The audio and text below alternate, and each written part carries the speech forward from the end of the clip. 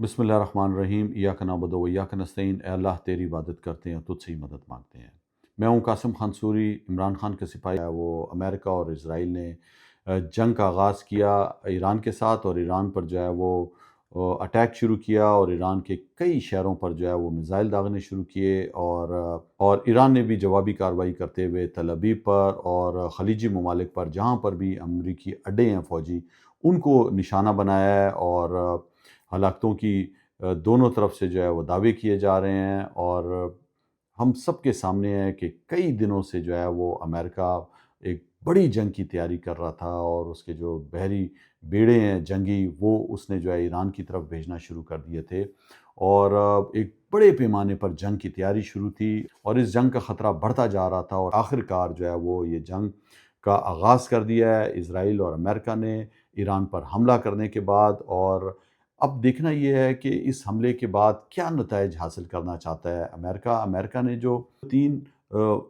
سخت ترین شرطیں رکھ دی تھیں ایران کے اوپر، وہ میں آپ کو پڑھ کے بتاتا ہوں۔ جو مذاکرات ہو رہے تھے دوحہ کے اندر، جس کا دوسرا راؤنڈ بھی چلا، اس کے بعد امریکہ نے جو مطالبہ کیا ہے کہ ایران اپنی تمام اہم جوہری تنصیبات اصفہان اور فردو کو فوری طور پر ہمیشہ کے لیے بند کر دے۔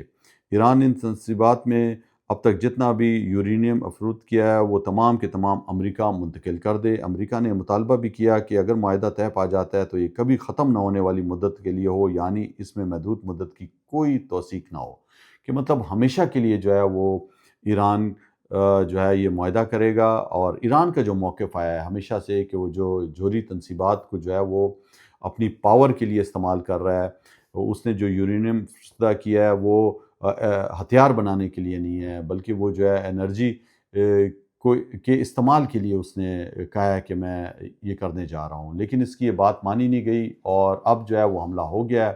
حملے کی تیاریاں کئی دن سے شروع تھیں، اور خطرے کے بادل منڈرا رہے تھے، اور اب دیکھنا یہ ہے کہ اس جنگ کے اثرات کیا ہوتے ہیں۔ دیکھیں میرے پاکستانیوں، جنگ شروع کرنا تو بہت آسان ہوتا ہے۔ عمران خان نے کئی دفعہ کہا ہے کہ جنگ جب شروع ہو جاتی ہے تو اس کے بعد کے آپ کے کنٹرول میں نہیں رہتے حالات۔ تو اب امریکہ نے یہ جو جنگ شروع کی ہے، یہ آخر اس کا انجام کیا ہوگا؟ اس سے پہلے بھی اسرائیل نے حملہ کیا، ایٹمی تنصیبات کو نشانہ بنایا، ایران کی لیڈرشپ کو نشانہ بنایا، اور اس حملے کے بعد بھی جو ہے وہ ایران نے بھی حملہ جوابی کیا تل ابیب پر۔ تو آخر اب ہوگا کیا؟ بہت بڑا سوال یہ ہے۔ دیکھیں میرے پاکستانیوں، امریکہ نے جو ہے وہ کہا ہے کہ رجیم چینج ہونا چاہیے ایران کے اندر۔ ایران کی جو یہ رجیم ہے، یہ اس کو وہ سمجھتے ہیں کہ دشمن ہے، اسرائیل کی بھی اور امریکہ کی بھی، اور ان کی سوچ صحیح نہیں ہے۔ اب مسئلہ یہ ہے کہ انہوں نے پہلے بھی کوشش کی ایران کے اندر، جو وہ گروپس میں نے آپ کو پہلے بھی بتایا تھا کہ 3-4 ایسے گروپ ہیں جن کو جو ہے اسرائیل اور ایران جو ہے وہ سپورٹ کرتا ہے، تو وہ لوگ ہیں جو اس ٹائم جو اسلامی انقلاب کے بعد کی جو حکومت ہے وہ ان کے مخالف ہیں، تو ان کو بھی ابھارا۔ آپ نے دیکھا کئی مظاہرے ہوئے ایران کے مختلف شہروں میں، بڑے بڑے مظاہرے ہوئے، اور انہوں نے ڈیمانڈ کی کہ جو ہے وہ اس موجودہ ایرانی رجیم کو چینج کیا جائے، تبدیل کیا جائے۔ اچھا، جو ماڈل سامنے آ رہا ہے رضا شاہ پہلوی کے جو بیٹے ہیں، اور کہ ان کو لایا جائے صدر بنانے کے بعد، لیکن یہ کس طرح ہوگا؟ وہ آ کے یہاں پہ کیا کریں گے؟ ان کی کون سی ٹیم ہے؟ کچھ پتہ نہیں ہے۔ تو دیکھیں اگر کامیاب ہو جاتا ہے ایران کے اندر جو ہے رجیم چینج کے لانے میں امریکہ اور اسرائیل، تو اس کے بعد ہوگا کیا؟ وہ رجیم کس طرح جو ہے وہ لوگوں کی مفادات کا خیال رکھے گی؟ وہ رجیم تو لائے گا امریکہ اور اسرائیل، واشنگٹن اور تل ابیب کی وہ سنے گا، نہ کہ وہ تہران کی سنیں گے، اپنے لوگوں کی۔ اور جو پاکستان کے حوالے سے جو سب سے خطرناک صورتحال ہے وہ یہ ہے کہ اگر تل ابیب اور واشنگٹن آ کر رجیم چینج کر دیتا ہے ایران کے اندر، تو پھر تو پاکستان کے بارڈر بھی محفوظ نہیں رہیں گے۔ آپ نے دیکھا مودی جو ہے ابھی وہ تل ابیب گیا ہوا تھا، اور وہاں پہ جو ہے نیتن یاہو کے ساتھ اس نے جو ہے مذاکرات کیے ہیں، اور اس کو ویلکم کیا ہے باقاعدہ۔ جہاز سے اترتے ساتھ ہی جو ہے نیتن یاہو اور اس کی مسز نے جو ہے نریندر سنگھ مودی کو ریسیو کیا ہے۔ تو دونوں کے نزدیکی تعلقات ہیں تل ابیب اور نیو دہلی کے۔ اب آپ سوچیں کہ پاکستان اس میں کدھر جائے گا؟ پاکستان ہمیشہ سے دوسروں کی جنگ میں کودا ہے۔ پاکستان جو ہے وہ ہمیشہ سے امریکہ کی لابی کے ساتھ رہا ہے۔ اب بھی آپ دیکھ رہے ہیں کہ پاکستان میں بھی عمران خان کی حکومت، ہماری حکومت رجیم چینج آپریشن کے بعد گرائی گئی، سائفر آیا، اور اس کے بعد جو ہے وہ ملٹری اسٹیبلشمنٹ نے کس طرح جو ہے وہ دنوں کے اندر ہی عدم اعتماد کی تحریک لا کر ہماری حکومت گرا دی۔ عمران خان اس دور میں بھی دیکھیں کہہ رہے تھے میرے پاکستانیوں، جب افغانستان کے حوالے سے ان سے پوچھا گیا کہ وہ کیا اپنے فوجی اڈے دیں گے، عمران خان نے ایبسولوٹلی ناٹ بولا۔ آپ نے دیکھا کہ عمران خان نے جو ہے وہ ڈرون حملوں کے حوالے سے بھی انسٹانس لیا ہوا تھا، اور ہمارے دور میں ڈرون حملے بھی نہیں ہوئے۔ پھر آپ نے دیکھا کہ ایران کے حوالے سے بھی عمران خان کا بیان آج کل سوشل میڈیا پہ چل رہا ہے۔ انہوں نے واضح طور پہ کہا تھا کہ جنگ کسی بھی مسئلے کا حل نہیں ہے، اور اسرائیل اگر حملہ کرتا ہے اور ایران کے اوپر، تو اس سے جو ہے وہ پورے خطے کے، پورے مشرق وسطیٰ کے حالات پر اثر ہوگا، اور گہرا اثر ہوگا۔ اب جنگ شروع ہو چکی ہے، اب یہ جنگ کتنی طوالت لیتی ہے؟ آپ نے دیکھا ہے کہ خلیجی ممالک پر بھی جو ہے وہ میزائلوں سے حملہ کر دیا ہے، جہاں پر بھی فوجی جو ہے اڈے تھے امریکہ کے، اور اس کے اندر بہت سے ممالک نے جو ہے اپنی فضائی حدود بند کر دی ہیں۔ اب آپ دیکھیں کہ اگر ایران کی جو ابھی تک پالیسی سمجھ آ رہی ہے کہ اگر ایران کی معیشت تباہ ہوتی ہے، ایران کا انفراسٹرکچر تباہ ہوتا ہے، تو ملک تو کوئی بھی ساتھ نہیں دے رہا، اس لیے کہ رشیا بھی جو ہے وہ بھی چپ کر کے بیٹھا ہے، میرے خیال سے وہ بھی کوئی کلیدی کردار ادا نہیں کر رہا۔ اس نے جنگ کے خلاف اعلان کیا ہے، اسی طرح برطانیہ نے بھی کہا تھا کہ وہ اس جنگ کا حصہ نہیں بنے گا، چائنا بھی اسی طرح بول رہا ہے، لیکن ساتھ تو کوئی بھی نہیں دے رہا ایران کا۔ اور امریکہ جو ہے اس ٹائم آپ کو پتہ ہے کہ ایک قوت ہے، اور اس قوت کے آگے کون آئے گا؟ اب مسئلہ یہ ہے کہ جو چھوٹے ممالک ہیں وہ کس طرح جو ہے وہ اپنے مفادات کا خیال رکھتے ہوئے اپنے لوگوں کو تحفظ دیں گے۔ آپ نے وینزویلا کو بھی دیکھا، اس کے صدر اور اس کی مسز کو اٹھا لیا گیا، دنیا خاموش رہی، کچھ بھی نہیں بولا۔ اب جب ایران پہ اب یہ حملہ ہو چکا ہے، اور بورڈ آف پیس جو بنا تھا اس کے اندر جو ہے پاکستان نے بھی نوبل پرائز کے انعام کے لیے جو ہے ڈونلڈ ٹرمپ کو نامزد کیا، اسرائیل نے بھی نامزد کیا، اور ڈونلڈ ٹرمپ نے ہمیشہ یہ دعویٰ کیا ہے کہ انہوں نے جنگیں روکی ہیں، پاکستان اور ہندوستان کی جنگ روکی۔ انہوں نے کہا کبھی 6 طیارے، کبھی 7 طیارے، کبھی 10 طیارے، پھر 11، پھر 7 ہو گئے، 10 ہو گئے۔ تو پھر انہوں نے جو ڈیمانڈ کی، انہوں نے اسی دور میں کہہ دیا تھا کہ افغانستان کے اندر انہیں بلگرام ایئر بیس چاہیے، انہیں جو ہے رشیا کو، ایران کو اور چائنا کو کنٹرول کرنے کے لیے چاہیے۔ اور پھر پاکستان کی طرف سے آوازیں اٹھنا شروع ہو گئیں کہ ہم جو ہے وہ آپ کو جو بلگرام ایئرپورٹ پہ یا افغانستان میں جو اسلحہ رہ گیا تھا وہ بھی ہم آپ کو دلا دیں گے، اور ہم جو ہے وہ بلگرام ایئر بیس بھی آپ کو دلا دیں گے۔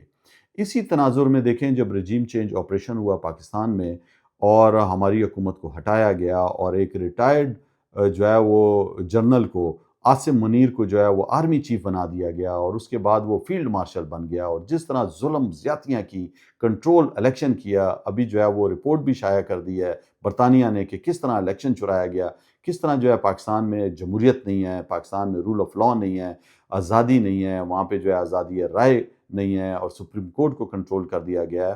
تو یہ وہ ساری باتیں ہیں جو دنیا میں اب اوپن ہوتی جا رہی ہیں۔ اب یہ سیکرٹ نہیں رہا، عمران خان نے جو ہے وہ عوام کی بھی آنکھیں کھول دیں، اور پوری دنیا کو بتا دیا کہ میری حکومت کیوں گرائی گئی۔ پاکستان کے مفادات کی حفاظت کر رہے تھے، خارجہ پالیسی پاکستان کے مطابق بنانا چاہ رہے تھے، اور اگر وہ رشیا بھی گئے تھے تو وہاں سے 30% تیل اور گندم سستا لینے گئے تھے، اور وہ کہہ رہے تھے کہ میں کبھی بھی کسی کی جنگ میں نہیں جاؤں گا۔ آپ نے دیکھا کہ پرویز مشرف کے دور میں بھی جب 9/11 کا واقعہ ہوا، اور اس کے ساتھ وار اینڈ ٹیرر کے اندر پاکستانی جو ہے وہ فوجی چلے گئے افغانستان کے اندر، تو اس کے خلاف بھی کھڑے رہے عمران خان۔ اور اس سے پہلے بھی جب رشیا نے افغانستان پہ حملہ کیا، اور وہاں پہ رشیا اور میدان سجا امریکہ کا، اور پاکستان بھی الائے بنا امریکہ کا، اور اس سے بھی کیا ہوا، ملین آف ڈالرز تو مل گئے، لیکن وہ کس کی جیبوں میں گئے؟ وہ پاکستانی آرمی جنرلز کی جیبوں میں گئے۔ عوام پہ تو وہ پیسہ بھی نہیں لگا۔ عوام کو کیا ملا؟ کلاشنکوف کلچر، ہیروئن کلچر، یہ پاکستان میں آیا ضیاء الحق کے دور میں۔ اور پرویز مشرف کے دور میں کیا ہوا؟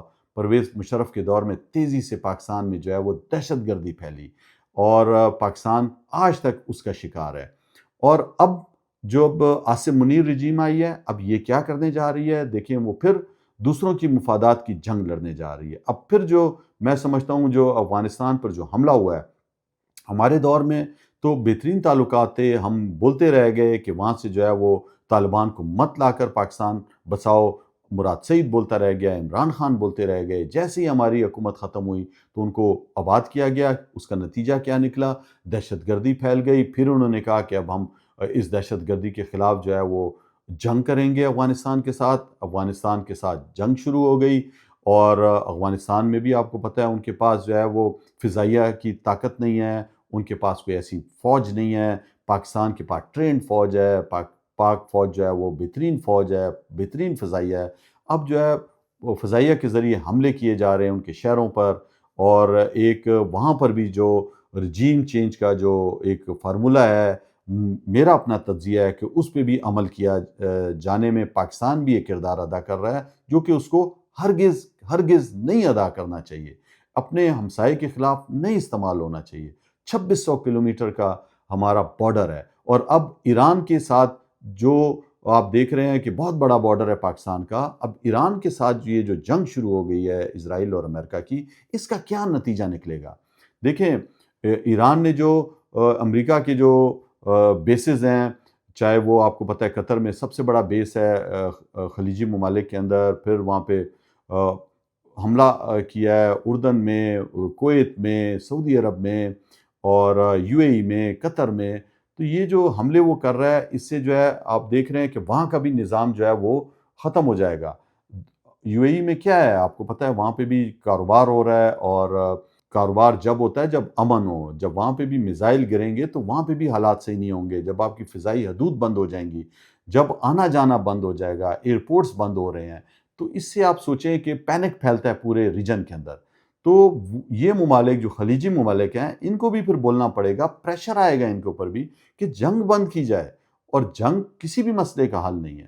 اور اگر خدا نہ خواستہ جو ہے وہ اسرائیل آ کے بیٹھ جاتا ہے پاکستان کے بارڈر پر ایران میں، تو پھر پاکستان کا کیا ہوگا؟ آپ مجھے بتائیں۔ پاکستان جو ہے وہ شروع دن سے ہم سب کی جو دماغوں میں ہے، ایک جو ہے وہ ہم جو ہے اسرائیل کو ایز اے ملک نہیں مانتے۔ قائد اعظم کو جو واضح موقف رہا ہے، عمران خان کا موقف رہا ہے، 1967 سے پہلے جو یو این کی بھی قرارداد ہے کہ جو فلسطین کی جو زمین ہے اس کے حوالے کی جائے، اور جو فلسطین کی عوام جب جو ہے وہ سمجھے گی اور اسرائیل کو مانے گی، تو پاکستان کو بھی کوئی ماننے میں آر نہیں ہے، لیکن اس سے پہلے نہیں مان سکتے۔ لیکن اب پیس آف بورڈ میں آپ نے دیکھا ہے کہ بیٹھ گیا پاکستان، سائن کر دیا ہے، پیس کا نعرہ تھا لیکن اٹیک ہو گیا ہے ایران کے اوپر۔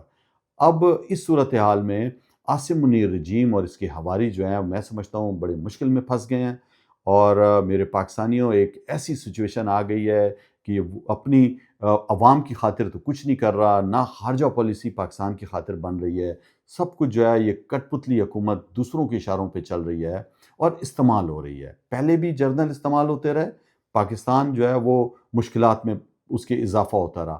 اب تو پاکستان انتہائی مقروض ہو چکا ہے، آئی ایم ایف بھی جو ہے وہ شرطوں پہ قرضہ دے رہا ہے، معیشت ڈوب چکی ہے، اور غربت تیزی سے پھیل رہی ہے، امپورٹ ایکسپورٹ کا فرق آپ کے سامنے ہے، اور مایوسی پھیل چکی ہے۔ اب کیا حالات ہوں گے ایران کے جو ایران پہ جو حملہ ہو چکا ہے، جو اس ٹائم جاریت ہو رہی ہے، ایک جنگ کی صورتحال ہے، یہ خطہ کتنی تیزی سے اس کی لپیٹ میں آ سکتا ہے، یہ ہم سب نے اس پر سوچنا ہے۔ اور کیا رجیم چینج آپریشن کے بعد کیا وہاں پہ سکون آ جائے گا؟ دیکھیں، کوئی ماڈل ابھی تک سامنے نہیں ہے۔